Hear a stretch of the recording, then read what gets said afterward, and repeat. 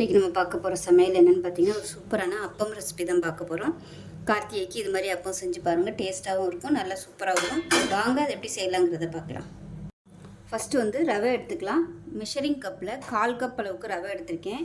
இதை ஒரு பவுலில் சேர்த்துட்டு நல்லா ஒரு 5லேருந்து ஒரு 10 நிமிஷம் ஊற வச்சுக்கலாம். தண்ணி ஊற்றி முங்குற அளவுக்கு மட்டும் தண்ணி ஊற்றிக்கோங்க.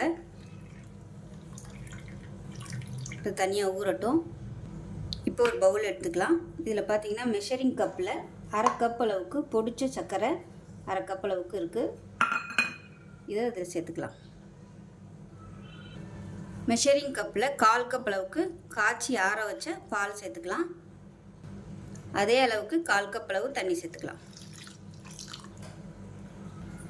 இப்போ இதை நல்லா கலந்து விட்டுக்கலாம்.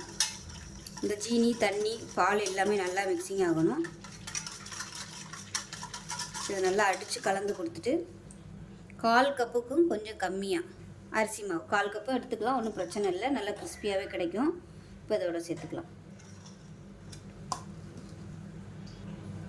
இப்போ இந்த அரிசி மாவோட மெஷரிங் கப்பில் 1 கப் அளவுக்கு மைதா மாவு சேர்த்துக்கலாம். உங்களுக்கு மைதா மாவு சேர்க்க பிடிக்கலை அப்படின்னு நினச்சிங்கன்னா கோதுமை மாவு கூட சேர்த்துக்கலாம். அப்படி இல்லைன்னா பாதி கோதுமை பாதி மைதா மாவு கூட நீங்கள் சேர்த்துக்கலாம். இது எல்லாத்தையும் நல்லா கலந்து விட்டுக்கலாம். இப்போ நம்ம ஊற வச்சுருந்த ரவையும் சேர்த்துக்கலாம்.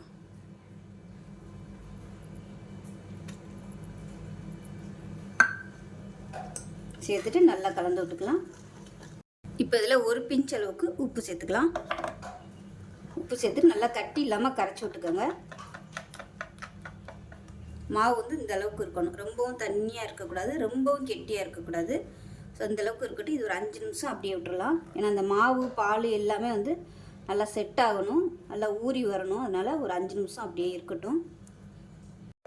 இப்போ பாருங்கள், மாவு நல்லா ஒரு 5 நிமிஷம் ரெஸ்ட் விட்டாச்சு. இப்போ இதில் ஒரு 2 பிஞ்ச் அளவுக்கு சோடா உப்பு சேர்த்துக்கலாம். இது ஒரு சின்ன கரண்டியில் சேர்த்துக்கோங்க.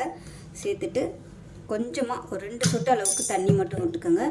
தண்ணி விட்டு கரைச்சிட்டு சேர்த்துக்கோங்க. அப்போ தான் உங்களுக்கு அந்த உப்பு எல்லா இடமும் நல்லா கரையும். இல்லைன்னா அங்கங்கே நின்றுக்கிட்டு சாப்பிடையில் உப்பு கைக்கும். அதனால் இந்த மாதிரி தண்ணியில் கரைச்சிட்டு சேர்த்திங்கன்னா எல்லா இடமும் நல்லா மிக்சிங் ஆகிடும். இதை நல்லா கரைச்சி விட்டுக்கலாம். இந்த அளவுக்கு இருக்கணும். இப்போ பாருங்கள், எண்ணெய் நல்லா காஞ்சிருச்சு. அப்பமா நம்ம சுட்டு எடுத்துக்கலாம். ஸோ இந்த அளவுக்கு கெட்டியாக இருந்துச்சுன்னா தான் உங்களுக்கு அப்பம் எண்ணெயில் பிரிஞ்சு போகாது. இல்லைன்னா ரொம்ப தண்ணியாக இருந்துச்சுன்னா பிரிஞ்சு போயிடும். அதே சமயம் சோடா உப்பு நிறைய போட்டிங்கன்னா பிரிஞ்சு வந்துடும். இப்போ அதுவாகவே மேலே எலும்பி வரும்.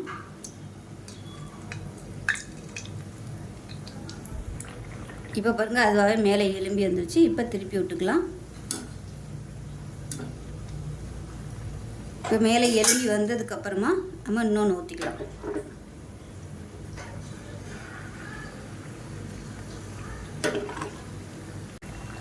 இப்போ பாருங்கள், 3 அப்பவுமே சூப்பராக பொன்னிறமாக வந்துருச்சு. இந்த ஸ்டேஜில் எடுத்துடலாம்.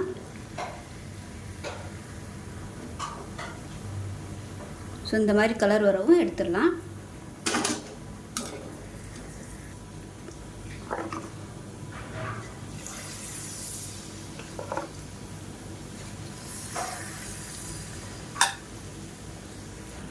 இப்போ பாருங்கள், எல்லா அப்பமும் ஊற்றி எடுத்துட்டேன். எல்லாமே சூப்பராக வந்துருச்சு. இந்த கலரில் வரவும் எடுத்துடலாம். இப்போ நமக்கு அருமையான அப்பம் ரெடி ஆயிடுச்சு. இதே மாதிரியே செஞ்சு பாருங்கள். செஞ்சு பார்த்துட்டு எப்படி வந்துச்சுங்கிறதா சொல்லுங்கள். வீடியோ பிடிச்சிச்சுன்னா லைக் பண்ணுங்கள், கமெண்ட் பண்ணுங்கள், சேனலை சப்ஸ்கிரைப் பண்ணுங்கள், பக்கத்தில் பெல் பட்டனையும் ப்ரெஸ் பண்ணுங்கள். நன்றி.